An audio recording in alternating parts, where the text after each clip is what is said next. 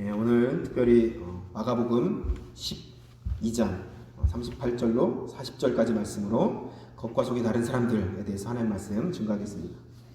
2008년도에 1월에 어떤 신문에서 한국에 있는 일간 신문에 계란 한 판을 훔치다가 발각이 된 광모 여인에 대한 기사가 실린 적이 있습니다.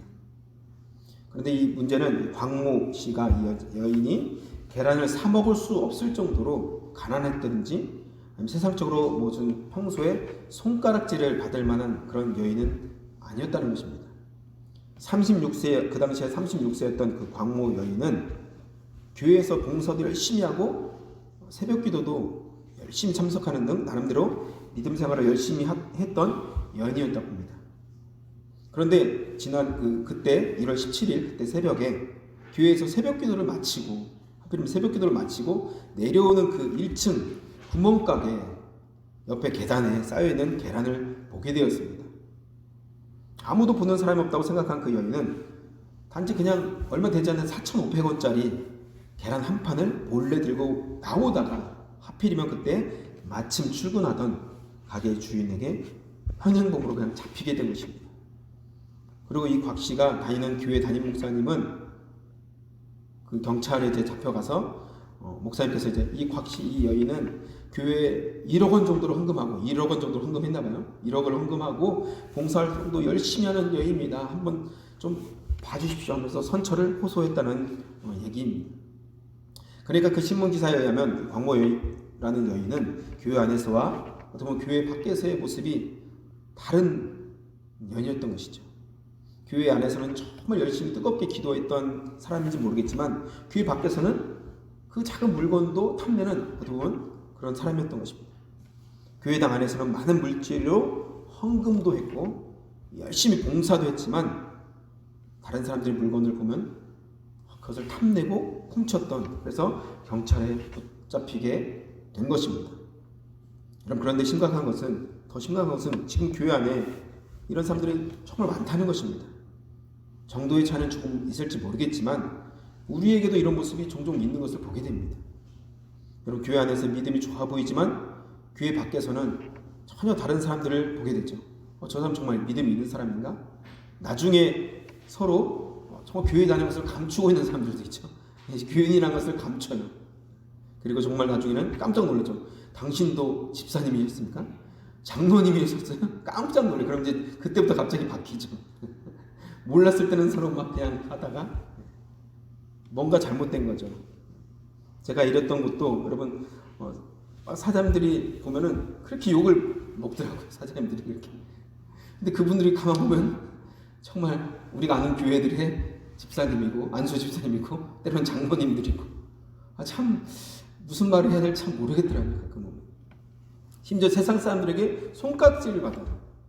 내가 그래서 교회를 안 나간다 막 그렇게 얘기하는 사람들도 있습니다. 이렇게 겉과 속이 다른 사람들이 많이 우리 주변에 있고 우리도 그런 모습 속에 혹시 살고 있지는 않는지 모르겠습니다. 지금으로부터 2000년 전에 예수님 당시 서기관들과 바리새인들이 바로 그런 사람들이었습니다. 그들은 겉으로 보기에는 대단한 열심을 가진 사람들이었습니다. 그들은 과부와 고아를 보살펴 주었고 금식하면서 기도로에 힘썼습니다. 율법을 가까이 하고 심지어 우연히 어떻게 생긴 어떤 수입에 대해서 그런 어떤 풀 같은 그런 약초 어떤 것 수입에 대한 것도 철저하게 계산해서 11조를 냈습니다.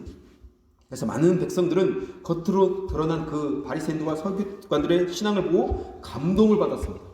어떻게 저렇게 열심히 믿을 수 있을까? 어떻게 저렇게 열심히 기도할 수 있을까?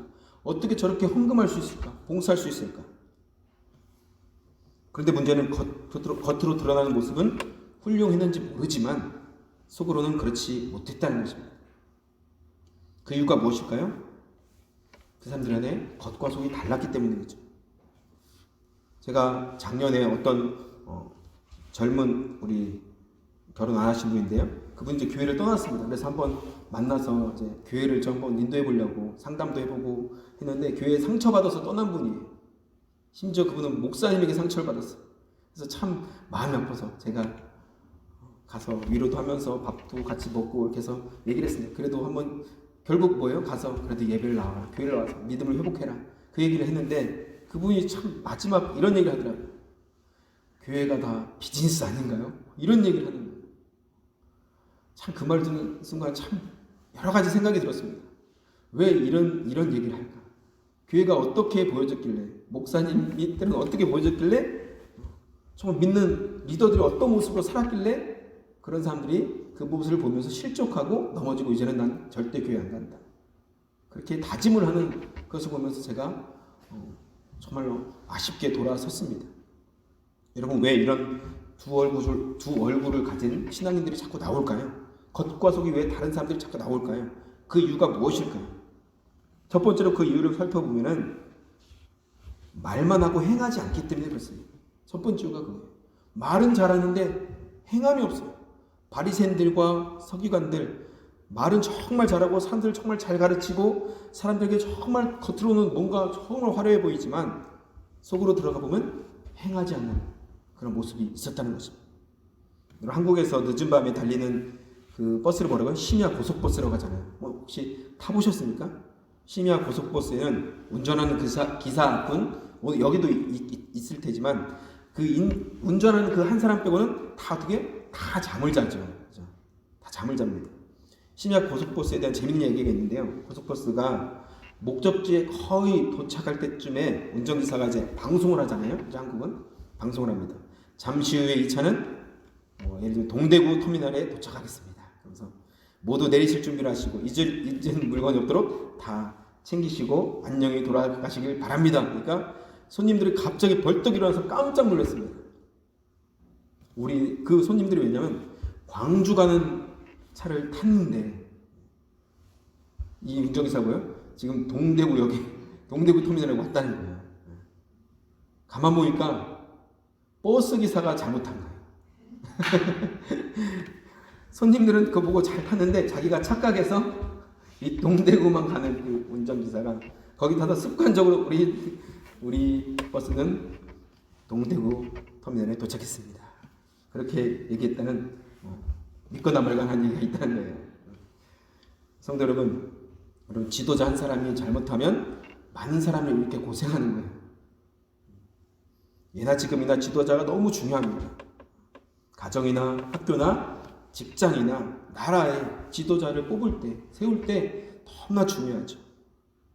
지도자 한 명이 잘못하면 공동체 전체가 어려워지고 지도자 한 명이 제대로 세워지면 무너져가는 공동체도 새롭게 되고 놀라운 변화를 일으키게 되는 것이 바로 지도자 한 사람이란 것이죠.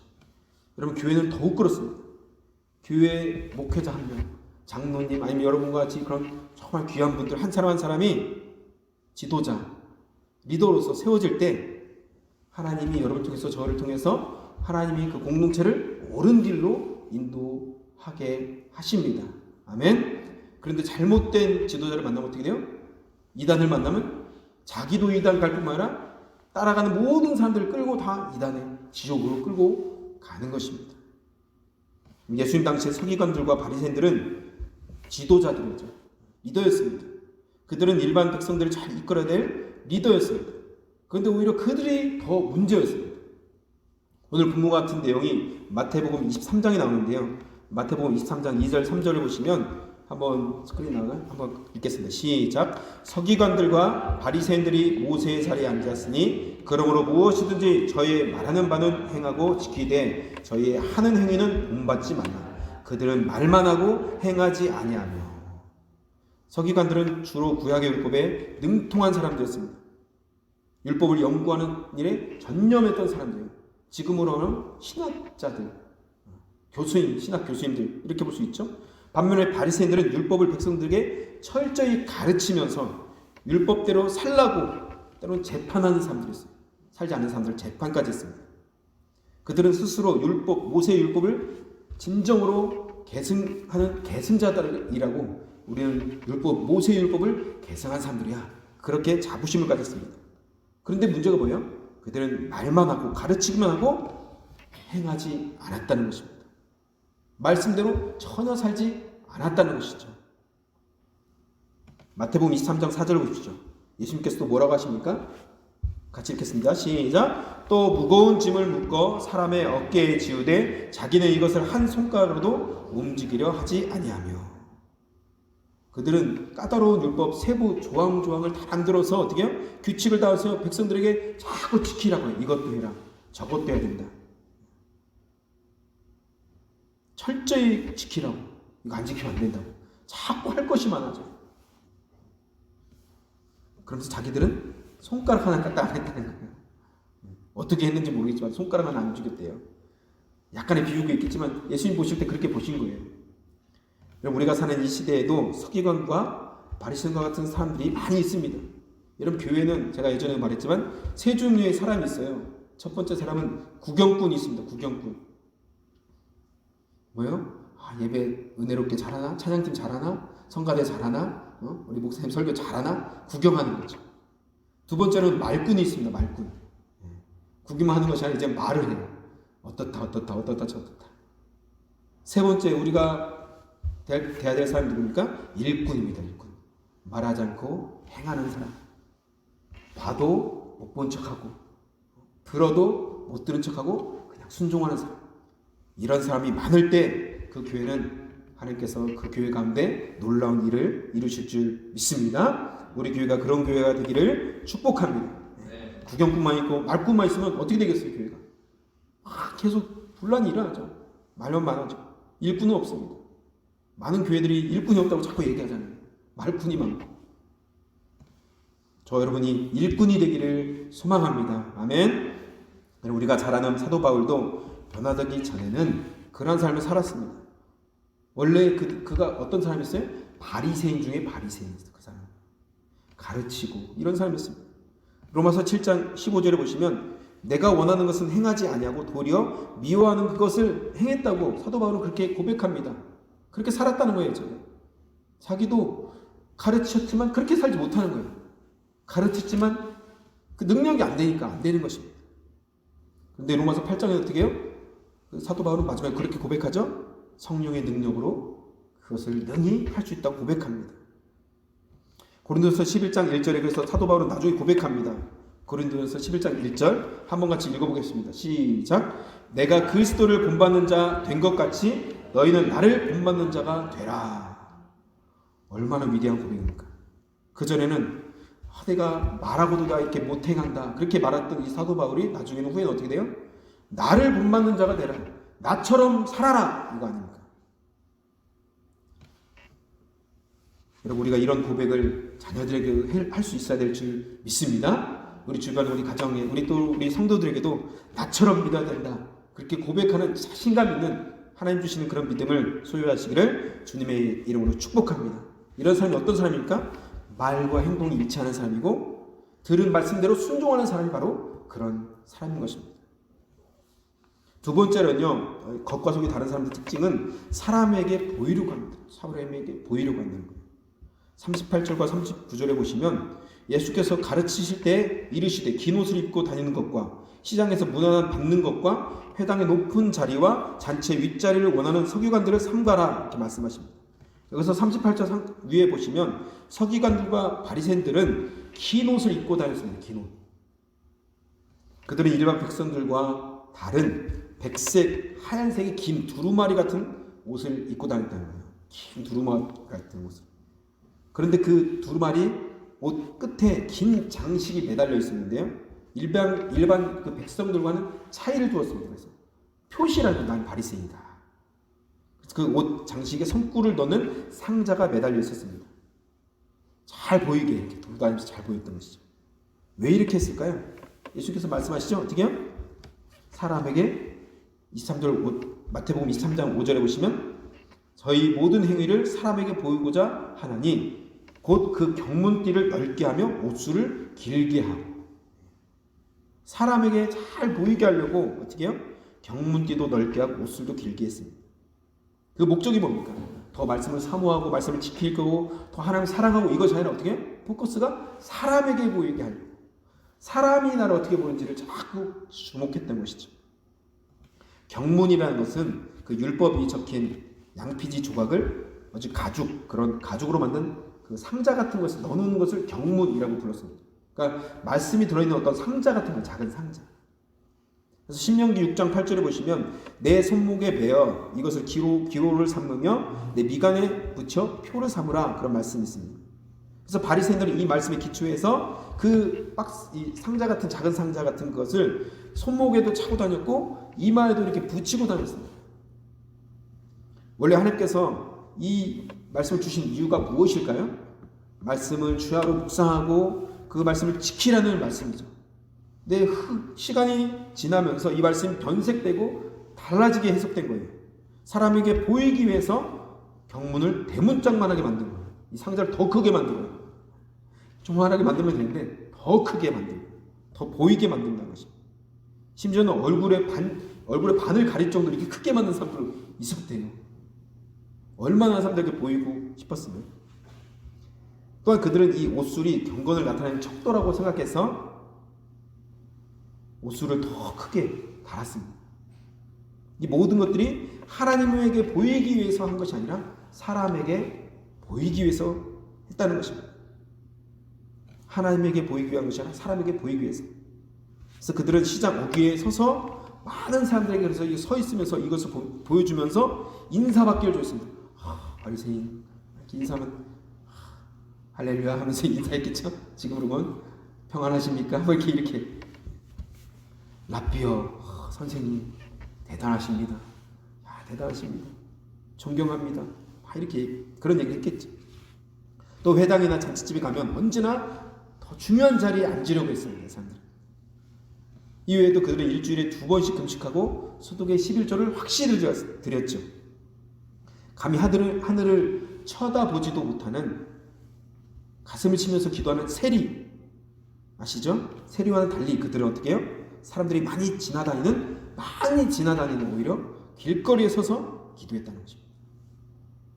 왜요? 무슨 이유로? 사람에게 보이려고, 사람에게 인정받으려고 했다는 것입니다. 그들은 하나님을 의식하고 행동한 것이 아니라 눈에 보이는 사람들에게 인정받기 위해서 그렇게 했다는 것입니다. 여러분, 이 자리에 왜 예배하러 나오셨습니까? 우리는 사람에게 보이려고 예배하러 나온 것이 아닙니다. 하나님을 만나러, 하나님 말씀 듣기 위해서, 하나님께 영광 돌리고 하나님을 예배하기 위해서 온 줄 믿습니다. 아멘. 여러분, 주님만 바라보시는 저와 여러분이 되시기를 주님의 이름으로 축복합니다. 아멘. 어느 회사 사장 비서가 이웃 돕기 성금을 가지고 이제 서울까지 왔습니다. 그리고 신문사에 왔어요. 이제 이웃 돕기 성금을 내려고 그 신문사에 내면서 이 직원이 이렇게 합니다. 이 성금을 내주신 우리 사장님의 사진을 좀 크게 좀 내주십시오. 부탁을 했습니다. 이 신문사에서는 신문사에 그 얼굴 내려면 그 정도의 어떤 금액이 있는 거예요. 그 금액이 안 되니까 안 됩니다 이렇게 했다는 거죠. 여기도 보면 신문에 박스에 얼마, 뭐 박스 크기 얼마 이렇게 하잖아요. 그런 것처럼 안 됩니다 했더니 그러면 우리가 보내준 그 성금 다시 돌려주십시오 이렇게 했다는 거예요. 바로 이런 사람들 어떤 사람입니까? 외식한 사람이죠. 이런 주님께서 마태복음 6장 2절부터 4절까지의 말씀에 회당과 거리에서 하는 것 같이 너희 앞에서 나팔을 불지 말라. 진실로 너에게 이르노니 그들은 자기 상을 이미 받았느니라. 너는 구제할 때 오른손이 하는 것을 왼손이 모르게 하여 내 구제함을 은밀하게 하라. 은밀한 중에 보시는 너희 아버지께서 갚으시리라 말씀하셨습니다. 하나님께서 다 보고 계십니다. 이미 다 아십니다. 구제뿐만 아니라 기도, 금식, 봉사, 헌금 다 우리는 하나님 앞에서 해야 될 줄 믿습니다. 아멘. 마태복음 6장 1절에 보시면 사람에게 보이려고 그들 앞에서 너희 의를 행치 않도록 주의하라. 제자들에게 말씀하는 거예요. 너희도 주의하라는 거예요. 그렇지 않으면 하늘에 계신 너희 아버지께서 아버지께로부터 상을 받지 못한다는 것입니다. 여러분, 이 말씀은 제자들에게 하는 것이죠. 제자들에게 이런 말씀을 많이 하셨습니다. 바리새인들을 보면서 제자들에게 가르치시는 거예요. 우리는 가끔 이런 생각하잖아요. 이 말씀 다 바리새인들의 말씀이야. 바리새인들만 들어야 돼. 그렇게 우리는 생각할 수 있지만 이 말씀 잘 보시면 제자들을 지금 가르치시는 거예요. 너희도 삼가야 돼. 너희도 조심해야 돼. 너희도 넘어질 수 있어. 너희도 저렇게 될 수 있어. 너희 삼가하고 그 가르침은 듣되 그들의 행위는 본받지 마. 계속 가르치시는 거예요. 저와 여러분에게 주시는 말씀이라는 사실을 꼭 기억하시기를 바랍니다. 아멘. 여러분, 혹시 우리 모습 속에도 이런 바리새인과 같은 모습은 혹시 없습니까? 사람에게 보이기 위해서. 저도 그런 적이 있었던 것 같아요. 많이 보면. 그런데 이 시간 이후부터는 여러분 없기를 주님의 이름으로 축복합니다. 사람은 우리의 외모를 취하지만 하나님 우리의 중심을 다 아십니다. 우리가 어떻게 기도하는지, 어떻게 예배하는지, 어떻게 우리가 헌신하는지 우리 주님은 그 중심을 다 아세요. 우리가 정말로 하나님 앞에서 우리 아이들 말하면 쇼업을 하는지 아니면 정말 진실하게 세리처럼 하나님만 바라보면서 진실하게 주님 앞에 나아가는지 우리 주님은 이미 다 아십니다. 무엇을 숨기겠습니까? 사람은 속일 수 있지만 우리 하나님은 속일 수 없습니다. 하나님께서 우리는 정직하게 우리 모습을 드리고 주님 앞에 나아가시는 복된 자들이 되기를 축복합니다. 마지막으로는요, 겉과 속이 다른 사람의 특징은 외식하며 산다는 거예요. 외식하면서. 서기관들과 바리새인들에게는 과도한 이 재물욕이 있었습니다. 돈에 대한 아주 욕심. 그들은 자신들의 그 직책을 이용해서 오늘 말씀에도 과부들의 어떤 재산을 뺏어갔어요. 출애굽기 22장 22절부터 23절까지 보시면 너는 과부나 고아를 해롭게 하지 말라. 내가 만일 그들을 해롭게 함으로 그들이 내게 부르짖으면 내가 반드시 그 부르짖음을 들으리라 말씀합니다.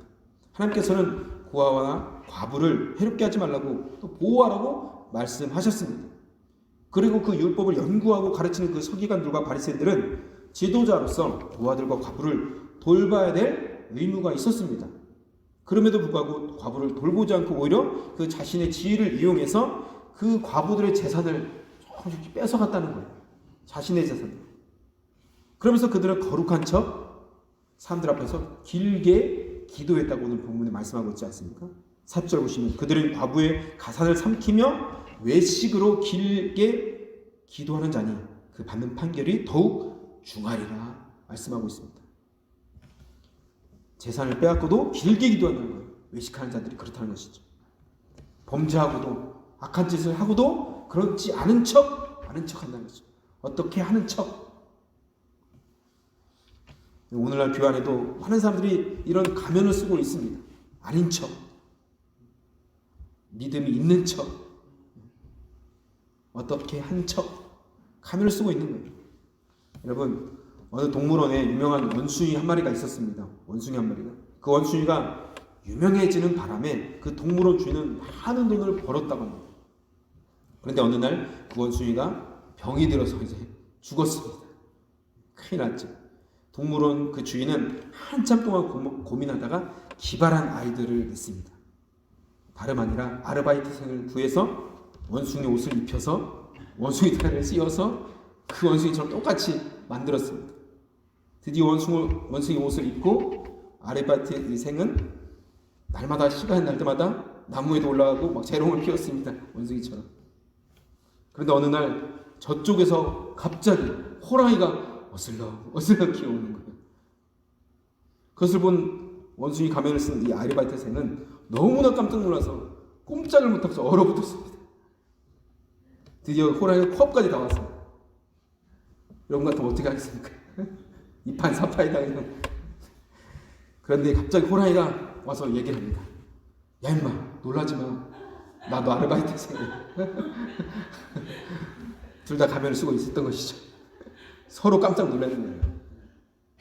사람들은 만나다 보면 겉으로 보이는 모습과 달라서 깜짝 놀랄 때가 있습니다.